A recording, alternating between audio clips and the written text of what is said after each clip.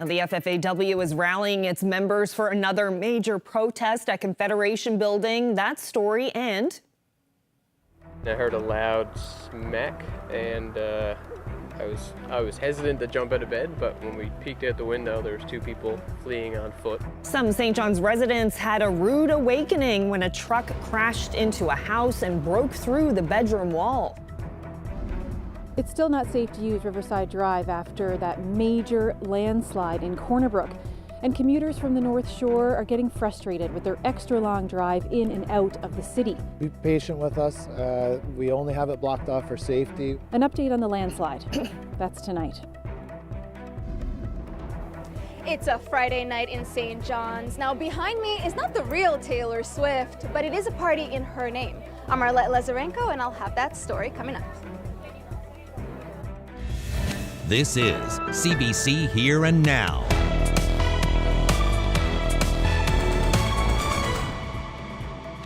Good evening and welcome to Here and Now. It's been a week of back and forth. Crab harvesters and seafood companies can't agree on a price for crab or a formula to figure it out. Now it looks like next week we'll start with tied up boats and more protests. Here and Now's Mark Quinn reports. The Harvesters Union says the crab fishery is broken. They say the pricing arrangement they've been handed this year is unacceptable and a complete overhaul is necessary. It's taken a toll on families. It's taken a toll, myself personally, and you just got to come back to the fact that, yeah, it's going to take a toll now, but if we get it done now, it'll be better for all of our families. The Association of Seafood Producers is standing firm. It's willing to talk with the union about the starting price for crab, but says the pricing formula in place this year is not negotiable. We are not revisiting an independent decision by a panel. When asked if processors are bringing in crab from other provinces, Loader asked harvesters to consider what a tie-up means to plant workers.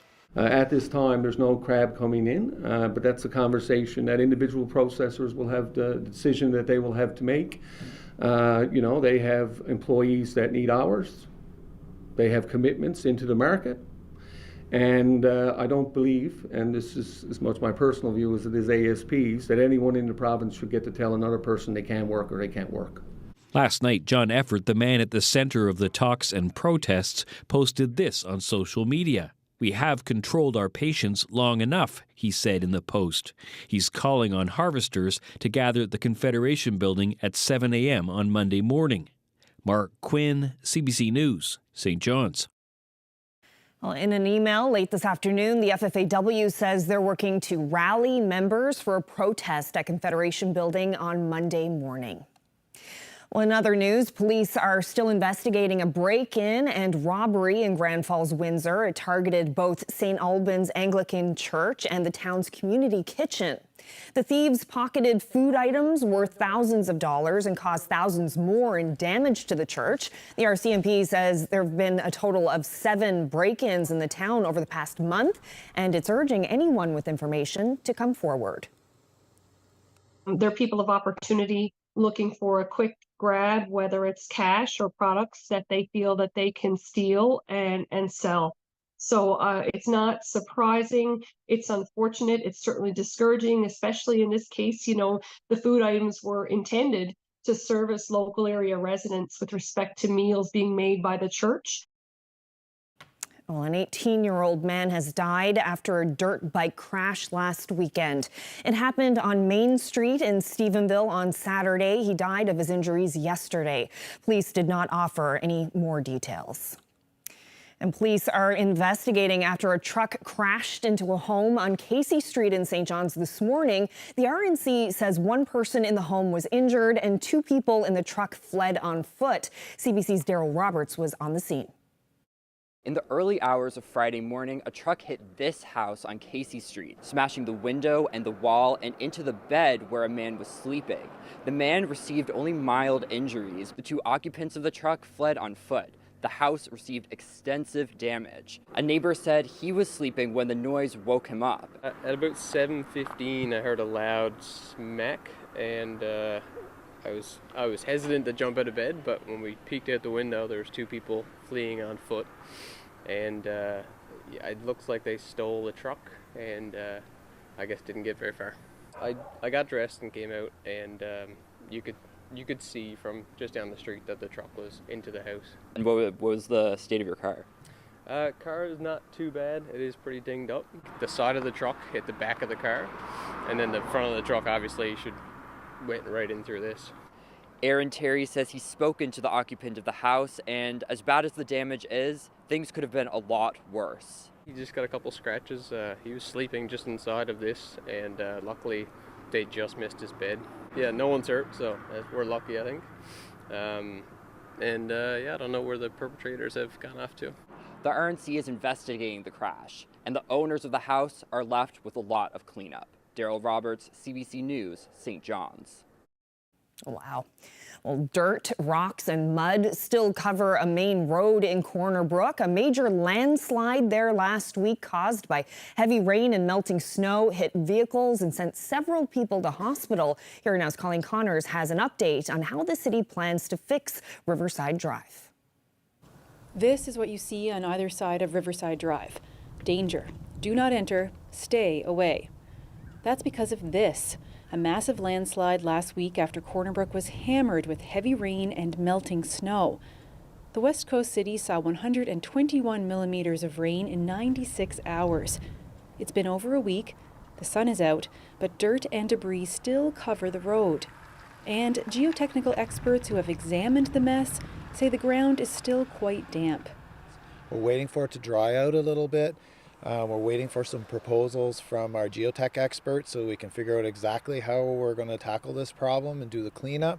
But until we get the word to go ahead, we're in a holding pattern, and we just want to keep everybody out of the area and maintain maximum safety. 2 vehicles and 4 people were struck with dirt and rocks when the land gave way. Some were injured, but all are okay. Charter says the road itself isn't damaged, but the guardrail needs replacing. There is no way to prevent or predict another landslide. Meanwhile, the main roadway closure cuts off commuters from the North Shore. Instead of driving the short distance down Riverside Drive, they now have to travel on the highway, take several different exits, go through a bunch of street lights to get into the city, adding 10 minutes to their drive.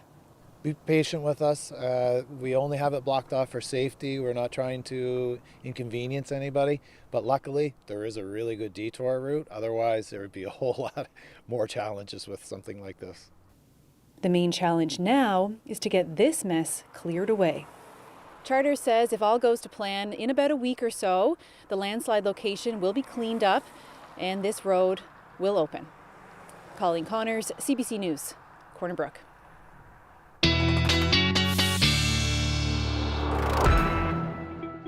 And in the weather, there is more rain on the way for the south and southwest coasts tonight and tomorrow and throughout the weekend. But first, let's take a look at these highs today. Double-digit temperatures for interior of the island for Deer Lake, Badger, Gander, 11 degrees, 10 in Twillingate and Terra Nova. Nice day for the island, cooler day here in Labrador after that 15-degree almost day that we saw yesterday in Happy Valley Goose Bay. Taking a look at what is on the way tonight. Rain, especially for the south and southwest coast.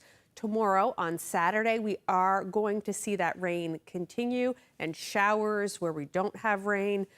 For Sunday, the rain, it's going to move eastward, and we'll probably see some of it here, more likely for the St. John's area. Taking a look at what this rain is going to look like now. We're already seeing some across Labrador, and as we head towards midnight for the south coast, a chance of showers for the northern peninsula there as well. And this just really sticks with us throughout the weekend until we see some clearing happening on Sunday. We'll talk about that and more coming up.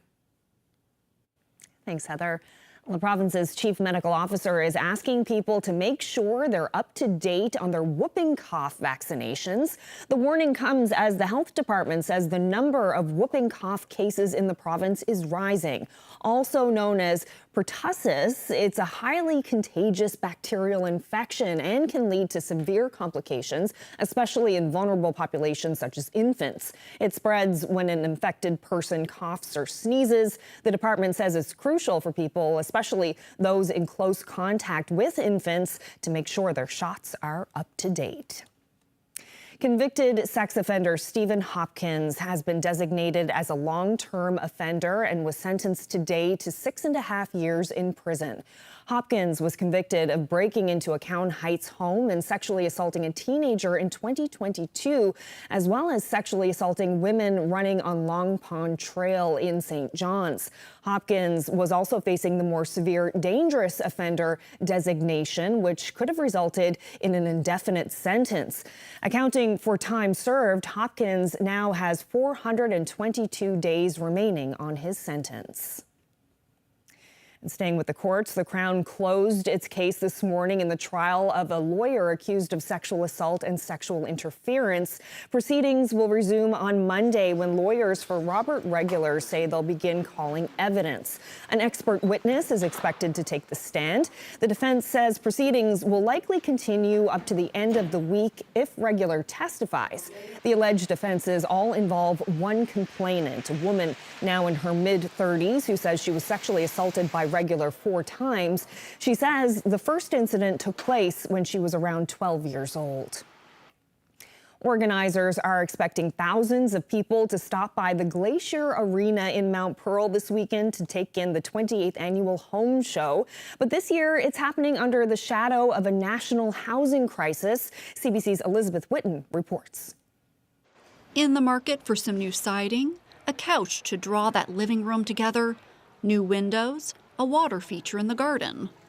The Home Show is the biggest annual event organized by the Canadian Home Builders Association for Newfoundland and Labrador. So we have all kinds of renovators, builders, suppliers, manufacturers, interior designers, there's landscapers, there are energy efficiency companies, heat pump companies, everything for the home is under one roof here this weekend. Foster says her organization is there to advocate for their members. We want everybody to be able to afford a home in this province. There should be no reason why people can't afford homes this day and age. But it's not easy to get into the housing market. Against the backdrop of this annual celebration is the ongoing housing crisis. Foster says a lot more homes need to be built pronto. She was happy to see Finance Minister Chrystia Freeland announce the mortgage schedule for first-time home buyers was going from 25 years to 30 years.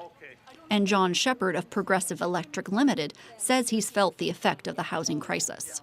But he's optimistic recent government announcements will boost the building of new homes. The entire industry has its eye on all announcements and everything. Everybody wants to pull in the same direction and get more houses moving and more renovations. The construction industry relies on it. So.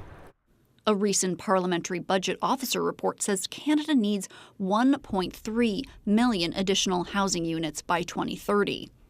And the Canada Mortgage and Housing Corporation says Newfoundland and Labrador needs 60,000 new homes by 2030. That means 10,000 new homes a year.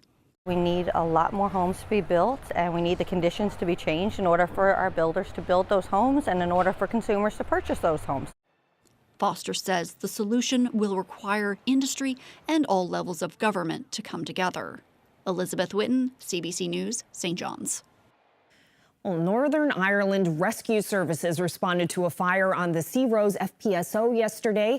The vessel is used to produce, store, and offload oil from the White Rose field, but it's in dry dock at the Harland and Wolff shipyard in Belfast, undergoing a $100 million refit. Synovus Energy says the fire happened in a tank on board the vessel, which a subcontractor was working on. The BBC reports that about 50 firefighters were called to the Belfast harbor. No one was hurt in the fire, and the company says there will be an investigation into what caused it. Well, Picture NL is looking to get those in the provincial film industry on board with a move toward greener productions. The agency says more measures are coming into effect globally to ensure TV series and movies are produced with a low carbon footprint. Picture NL hosted a training session for filmmakers, producers, and crew members today at the new College of the North Atlantic Film School. Among the measures to become more environmentally friendly are a switch to electric power generators or reusable water bottles. And the organizer says so far the response has been positive. coming down from the top from funders, you're going to start seeing carbon calculations being required, clean energy plans, and we're here to kind of help the industry be prepared for that. So we're just trying to educate, find solutions so that, you know, when those sort of mandates come down, people like producers, crew members are prepared for that. Well, how much of a Taylor Swift fan are you? There's a party happening in St. John's this evening for Swifties of all ages. As many as 250 people bought tickets for a Taylor Swift-themed party happening at the Easter Seals building. And here now's Arlette Lazarenko is there live at the party. So Arlette, how much of Taylor Swift are you seeing there?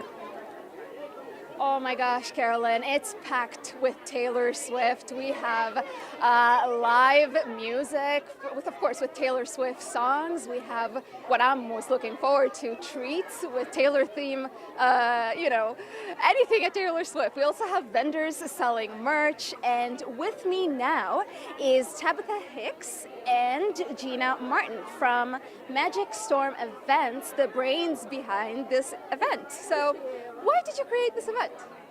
Yeah, we were so excited, and we knew Taylor Swift was a Big deal. Yes, She's a big deal. and super trendy right now, and we love doing markets. We love doing events supporting other local businesses. So we have over 20 other local businesses with us tonight, and we're super excited to be here. So I was looking at the website today, and I saw that all the tickets were sold out. How many people are here?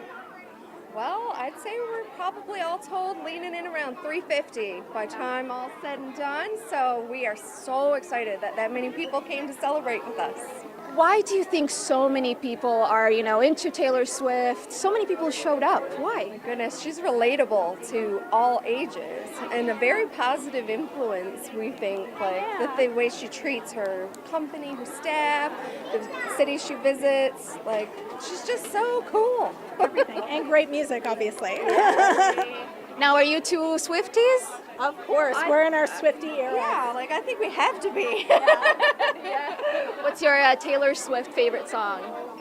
I think Lover. Yeah. Okay. Mine is actually Epiphany from the Folklore album. We won't be playing tonight because it's a little more slow, but I love it. And also her album, her new album is coming up next week. Are you excited? Super excited. So excited. I've been keeping updated with the little lyrics and stuff that she's been dropping. Yeah. And we have some people with some merch from that as well tonight as well. Yeah. Good. So what else can people expect tonight? We have a great dance party that just opened up. We have some Taylor treats, themed treats. Oh goodness, just so much fun because their vendors we have here have everything and anything you can think of. And it's all locally made. It is. Which we love. So, yeah. Yeah, that's the best part. We're supporting local and local supporting us. Yeah. So it's fantastic. Yeah, amazing. Well, what else I could ask? I mean, there's so many people here. I mean, you know, from young people, just everybody here, and it's quite amazing, right? So many of the Taylor Swift events that are going around town, they are not all ages, they're 19 plus, so we were very happy to be able to do an all ages event tonight and have all of our little Swifties. My daughter is running around here, Gina's daughters are running around. All right. We have an amazing vendor who braided hair.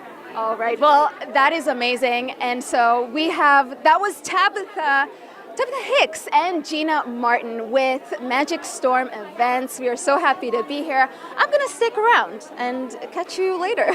I'm Arlette Lazarenko.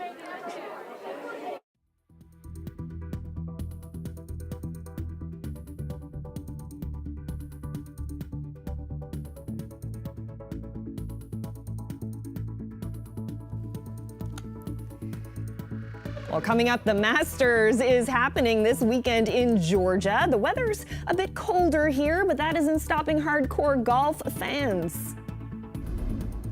I'll tell you where it wasn't cold in Labrador yesterday. We broke some records. We're going to break them down just after the break.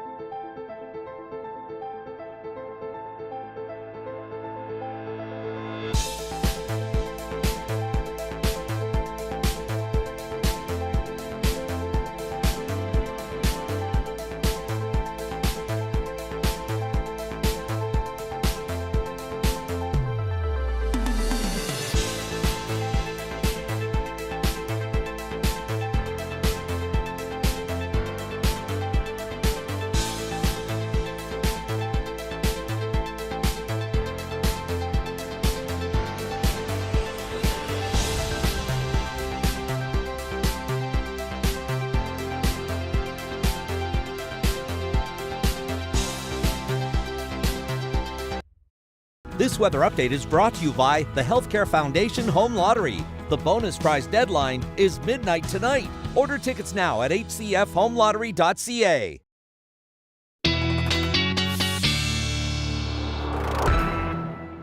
Hi, Heather. Just loving the sunshine today. Another beautiful day, at least in this part of the province it was. I know. It was so nice out this morning. I went for a run and the sun was shining and the sun was touching my skin and beaming. It was so nice. And we had a really nice day in Labrador yesterday as well. And we actually broke some temperature records there. Look at this. Cartwright, 12.7 degrees, breaking a record by almost a degree that was set back in 2023. So only a year ago. Happy Valley Goose Bay, that was the high we were talking about yesterday, remember? Almost 15 degrees there. Just smashing that record by just a little tiny bit. Hopedale 9.2, more than a degree warmer than the last record set in 2011. And Nain 7.7 degrees, breaking a record set in 1993. We do have some watches and warnings to tell you about tonight. We have a wreck house wind warning in effect. We could see tomorrow, Saturday morning, until Sunday morning. Winds here gusting up to 100. This area also under a rainfall warning here that you can see, and for the Burgeo-Ramia area where we could see 50 to 80 millimeters of rain between, say, now and Sunday when the rain starts to clear out. Taking a look at our temperature change from yesterday, talking about those records, it's 10 degrees cooler today almost in Happy Valley Goose Bay than it was yesterday, and 4 to 6 on the coast difference there. Okay, taking a look at the future tracker now, we do have some light rain over Labrador West and through parts of central Labrador there as well. And that's going to stick around as we go into midnight. We're going to get some more rain here along the south coast of the island. Chance of showers for the northern peninsula. And this is just going to stick with us really into Saturday morning and in through Saturday evening as well.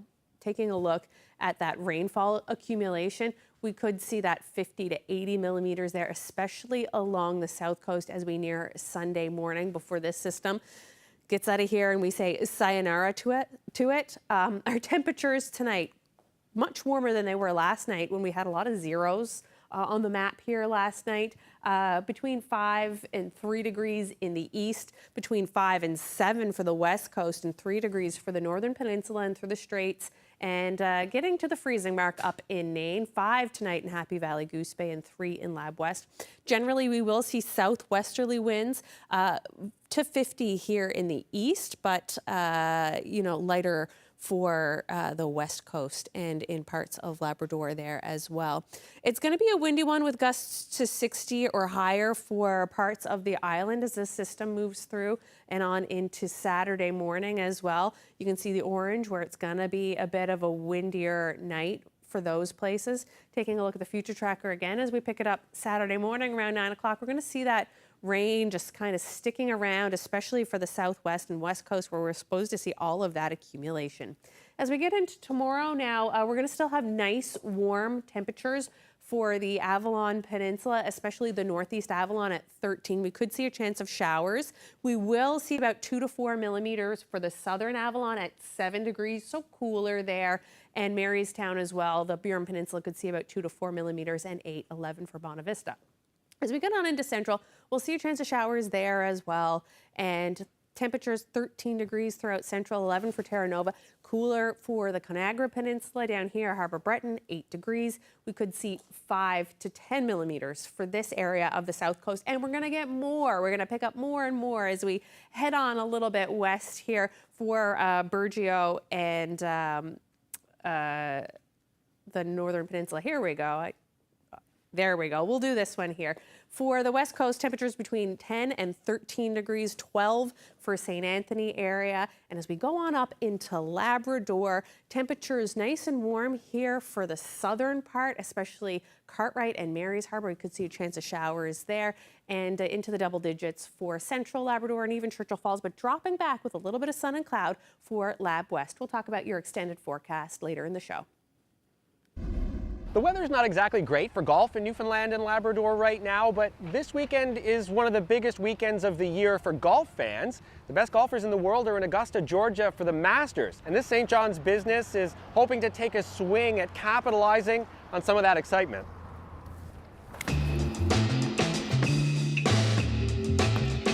This is 6 simulators, 12-hole mini golf, small golf retail shop, but it's our new facility. We've expanded from our last one.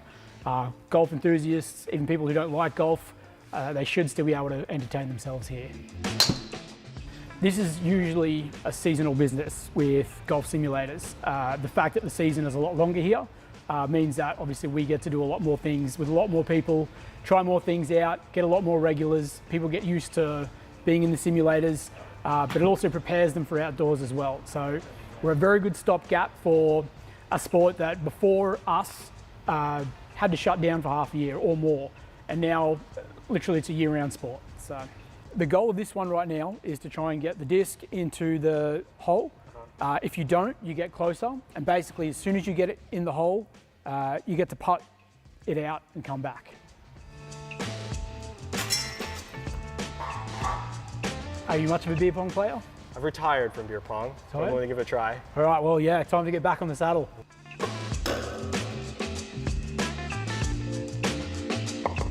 People who don't usually follow golf know what the Masters is. They usually know where it's played. They usually know who wins it. So, I mean, even those borderline not really interested in golf, you know, it still invokes something that gets people going. We're gonna have a busy weekend. We're, again, still getting on our feet. We're still knocking out some kinks.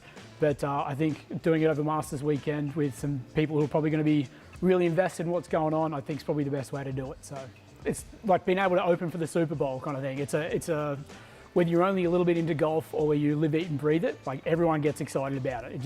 It adds another level to the sport. Well, Rum Ragged is launching a new album today. It includes traditional tunes from around Newfoundland and Labrador that have been given new life. It's called Gone Jiggin', and they spoke about it with the broadcast host, Paula Gale. I know you grew up on the Cape Shore, right, in St. Bride's, but like how much time did you spend on the water? Not a lot myself, to be quite honest with you now, but I mean, my family on my mom's side are all fishermen. My brother done a lot of fishing growing up. All my friends, I still, even like the records that we put out in the past, it's cool to see a lot of my friends who are fisher people now going out to the fishing grounds, and they send me videos of listening to our music going out there. So as much as I didn't spend time on the water myself a lot, I think our music has, which is something that we're very happy and proud about. Oh, that's so awesome. You know, and how much does the fishery and life on the water, you know, inform your music? Completely a major part of it. I mean, just even growing up on the Cape Shore, it was there, and it was always around you. Everybody, I mean, I graduated with 10 people. I think everyone in that class had a family who had fishing in the family in some way, shape, or form, or was working in the plant or on a boat. And the music that we ended up kind of being surrounded by because of that was influenced by the sea a lot. Obviously, growing up, Let Me Fish Off Cape St. Mary's, when it's right next door, songs like that, and songs like many others that we've done over the years, Ghost in the Fog, and all these other ones that, they came from stories of around and going to sea and going fishing. They're songs that when we go and play them in other places, it's a big part of Newfoundland's identity, quite obviously. Our unique identity here in Newfoundland and Labrador is tied to the fishery, and I think our music is very much tied to that.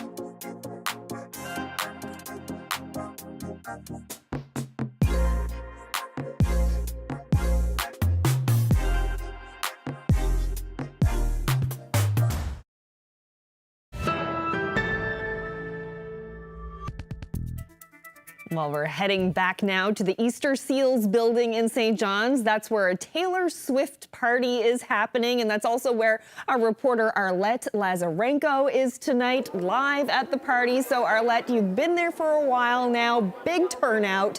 What's the atmosphere like? Oh, the atmosphere is so fun, and let me tell you, to quote Taylor Swift, I'm feeling 22. Now, we have a lot of people of all ages in here, and behind me, there is a gym full of people dancing to Taylor Swift hits, and with me here are two diehard fans of Taylor Swift. Hello. Hi, how are you? What's your name? My name's Alyssa. I'm Chloe. Can I get your ages? I'm 15. I'm 17. All right, so tell me, what brought you here tonight? I had gotten these tickets for me and her as a gift for Easter from my parents. So it was kind of a surprise for her, but I kind of knew all along, and it was just a great way to celebrate what we love with other people. Oh, what about you? How was it like coming here? Well, I think it's great to see all these people here, like showing support to her, and I don't know, it's just great. Amazing. So tell me, you have a lot of people showing up here. What are you guys most excited about? I think I'm definitely most excited. I like all the vendors and seeing all the costumes and the music and the general atmosphere. What about you? I was most excited for the dance party inside because we are both. Yeah, we're huge both Swifties. Huge, love to dance, love to sing. Yeah, amazing. For how long have you been Swifties? I've been a Swiftie for going on, honestly, like 6 years. Crazy to say, but I've only been a Swiftie since July of 2023. Oh, so recently. What made both of you love her so much? I think for me, it was when Speak Now, Taylor's version first dropped. I think like what's the word? Like,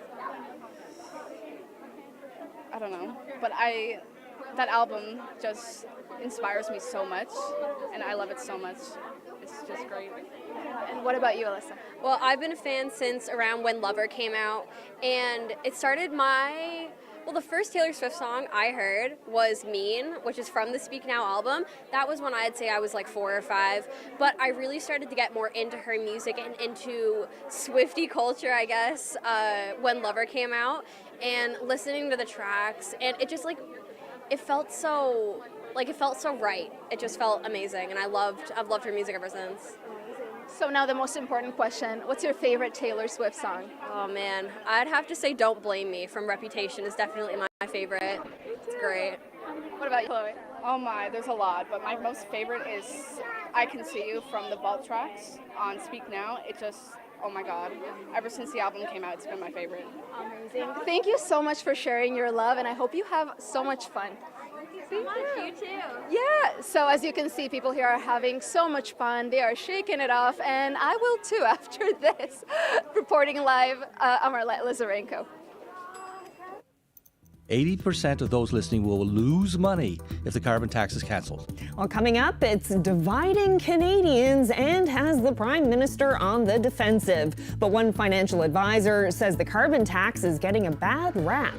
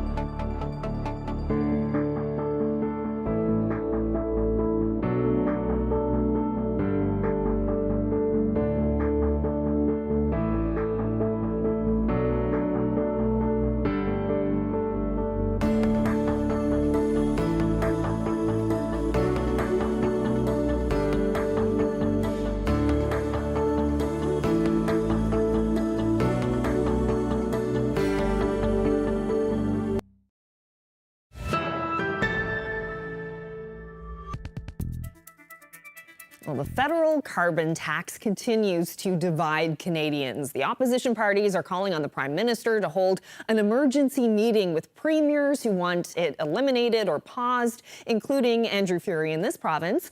One financial advisor has been looking more closely at the numbers, and he says most people are better off with the carbon tax in place. The end of this conversation, I want listeners to understand three things. 80% of those listening will lose money if the carbon tax is cancelled. So that people just be really aware of that. What people are really angry at is not the carbon tax. They're angry at the cost of living has increased. And they think that the carbon tax caused the cost of living to go up. But it wasn't carbon tax that drove up a box of Cheerios by $2 since 2019. It was a coincidence that there was a change in carbon tax in 2019. Then we had inflation. And people, in the absence of other information, said it must be the carbon tax. Because I can see it cost me 17 cents more at the pump. So that must be going through the entire economy and driving up the cost of living. That's not the case. And the clear evidence that that is not the case is the fact that both Australia and the United States had higher inflation over the last number of years than Canada did. And neither of those countries have a carbon tax. So it has to be something else that's causing that inflation, and we can dig into that in another time. But I can tell you it's not carbon tax. Carbon tax contributed 0.15% to the inflation rate when inflation was 8.8% in Canada. So you're angry at the wrong thing. Right? So, and a lot of people say, but it seems to make sense. Yeah, sure, it seems to make sense. But when you dig into it and actually look at the numbers, has very little to do with it. You got a smidgen. You didn't notice 0.151%, but you did notice the 50% increase in the price of Cheerios. It was caused by something else. Then the other thing that people are completely confused about is everybody gets the rebate. It has nothing to do with how much money that you make. So the Prime Minister gets the rebate, the Leader of the Opposition, the Premier of the province, the Leader of the Opposition of the province, everybody gets that rebate. But they don't see it. And because they don't see it, they don't believe that they get the rebate. It's because it goes out on a quarterly basis. In many cases, it goes into the bank account and it is horribly encoded by the banks. So the banks have like electronic funds transfer Canada as one line, or they have something else completely confusing. So when people look in their bank statement, they're not seeing it. Okay, so then the actual amount. So let's work on that. $596 comes to you if you're living in the city in the run of a year. All right, divide that by 4. It's about $149 per single person. So just if you're not married or not in a common law relationship, you don't file your taxes together, you get $600 in a run of a year. If you do file your taxes together, then your spouse and you get another $300. So you get $900 back as a rebate. Now, here's to make life interesting. If you and your spouse file, whichever the spouse files first gets the rebate. The other person doesn't see it. What? Yeah, I mean, this is what I'm saying. Like, the insanity of how this was put together is, if there's one major criticism, is the technical detail of how this was put together. But here's the other part. So the other spouse doesn't see it, and so it's really understandable if somebody didn't see the rebate itself. If you have a child, so a couple with a child, another $150, or a single parent with a child is still $900. If you're outside the city, or if you're outside a city, you get another 20% more.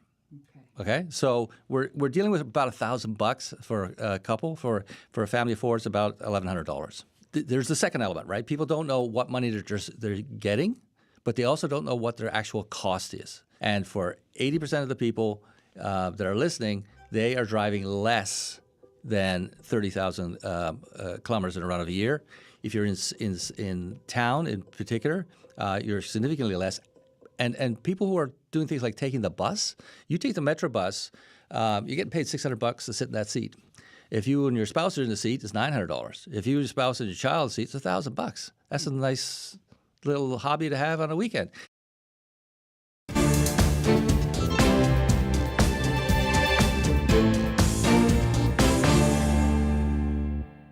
Scientists have found coral bleaching is now happening in deeper waters in the Great Barrier Reef and the Coral Sea.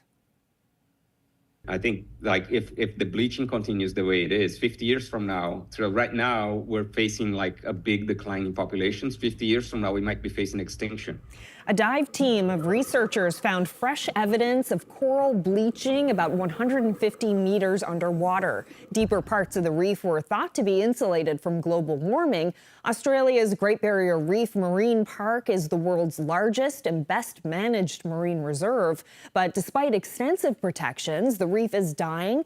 It lost nearly a third of its corals during the last global mass bleaching event about 10 years ago. And this year appears to be following a similar trend with reports of bleaching across the Caribbean and the entire Great Barrier Reef.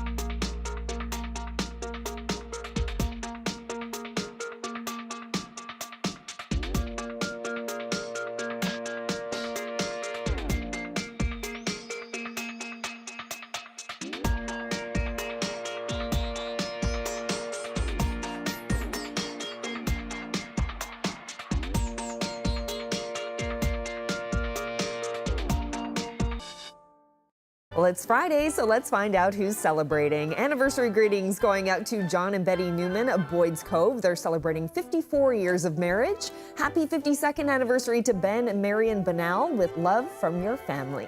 Ray and Linda Patzold of Mount Pearl, who are my former neighbors, are celebrating their 53rd anniversary. Congratulations, you two. Happy 51st anniversary to David and Jean Rideout of Foxtrap. Congratulations to Florence and Freeman Gilbert of Little Harbor East on their 54th anniversary. Happy 67th anniversary to Norm and Rita Collins of Hare Bay, now in Glovertown. Wishing Joy and Everett Brett a happy 55th anniversary. Love from family and friends. Happy 50th anniversary to Judy and Donald Thomas from Grand Falls, Windsor. Best wishes to Don and Elsie Dove of Deer Lake on their 53rd anniversary. Happy 61st wedding anniversary to Hubert and Violet Sampson of Peterview from your family and friends. Happy 58th anniversary to Martha and Samuel Furlong from Plate Cove West. Anniversary greetings going out to Joan and Don Young of Norris Arm North, who are celebrating 58 years of marriage.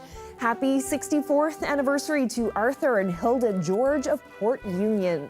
Wishing Thomas and Joyce Hawley a happy 60th anniversary tomorrow. Congratulations to Rowena and Junior Jackson, who are marking 55 years of marriage. Anniversary greetings going out to Emma and Rich Parsons of Hare Bay, now living in Sutton, Ontario. They've been married for 58 years. Happy 61st anniversary to Doug and Cavill Brace from Chance Cove. Happy 62nd anniversary to Francis and Linda Verge of Triton. Congratulations to Larry and Evelyn Han of St. John's on their 53rd anniversary. Happy 55th anniversary to Everett and Joy Brett of Joe Bat's Arm. Anniversary greetings going out to Leona and Freeman Rideout of Seal Cove. They're celebrating 67 years of marriage. Wishing Joe and Ruby Fifield of Valleyfield, Bonavista Bay, a happy 57th anniversary. Best wishes to Ida and Wes Thompson of Botwood, who are celebrating their 63rd anniversary. Anniversary greetings going out to Walter and Linda Gibbons. They've been married for 57 years and live in Red Bay, Labrador. Congratulations to Peter and Jeanette Harvey from St. John's, now living in Langley, BC. They're celebrating 58 years of marriage. Now to some birthdays. Happy birthday to Audrey Boone. She turns 104 today. She's from Topsail and now lives in St. John's. Hope you have a wonderful birthday. Happy 90th birthday to Margaret Foster from Smiths Harbor. Wishing Alfred Sharp from Mount Pearl a happy 90th birthday today. Happy 90th birthday also to Raymond Mackey from Admiral's Cove, Cape Royal. Wishing Myrtle Cox of Hermitage a happy 91st birthday. Happy 92nd birthday on May 1st to Edward Adams, who's now living in St. John's. Another impressive birthday. Best wishes to Elsie Higdon of New Harbor, who's celebrating her 104th birthday today. Happy birthday to Olive Lewis, who turned 90 yesterday. Evelyn Walsh of Brigus is also celebrating her 90th birthday. Wishing Lawrence Coombs of Plum Point a happy 91st birthday.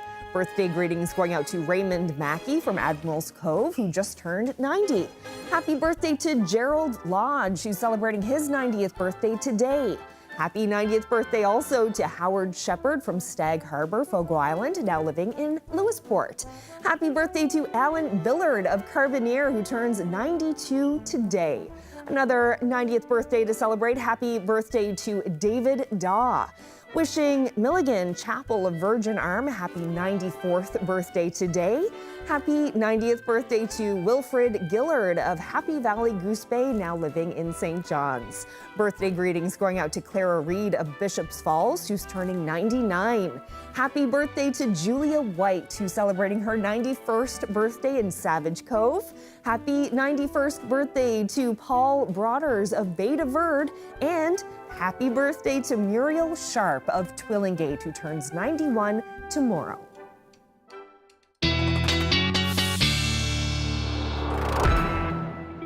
Another fine crowd. Congratulations once again. And Heather, before you get into the long-range forecast, there's something you wanted to touch on that you missed from the earlier forecast. That's right. I had a bit of a graphic malfunction there. And I do want to mention that we are going to have rain tonight. Heavy at times for Burgeo, about 10 to 20 millimeters for you folks there. And then in the Channel Port Basque area, about 15 to 25. And then 40 millimeters over higher terrain. So lots of rain on the way tonight. And tomorrow and even into Sunday. So let's start taking a look at what Sunday is going to bring our way. You can see that rain there on the south coast Saturday evening, and it's just going to stick around in the overnight. And then finally on Sunday for the west coast, we'll start to see a little bit of clearing, but we'll get the rain here on this end of things. So we could see rain in a lot of places in the province on Sunday. Still those warm temperatures in the double digits for many areas. But at Cartwright, look, you get a little sun icon there, but not without some flurries at 9 degrees. They are possible. And you could see some mixing in Nain and in Lab West in Labrador as well, with temperatures around 2 and 3 degrees for you folks. Sunday evening going into Monday overnight, we'll still see some showers sticking around the island and then some more on the way. So really on Monday, we will see some showers pretty well island-wide. Still some more temperatures that are warm. Cooling though for the south coast, you see those 5s compared to the double digits for western and eastern Newfoundland. St. Anthony getting the sun, temperatures backing off there in Labrador on Monday. Taking a look at our long range forecast now. Lots of gray, rainy, sad icons. Those April showers in store with double-digit temperatures for the most part cooling off on Wednesday for eastern Newfoundland, or central Newfoundland, excuse me. Some rainy icons there Saturday, Sunday, and Monday. Warm temperatures for you folks. You could see some mixing towards the middle of your week. For western Newfoundland, you see a lot of chance of showers there for you folks as well.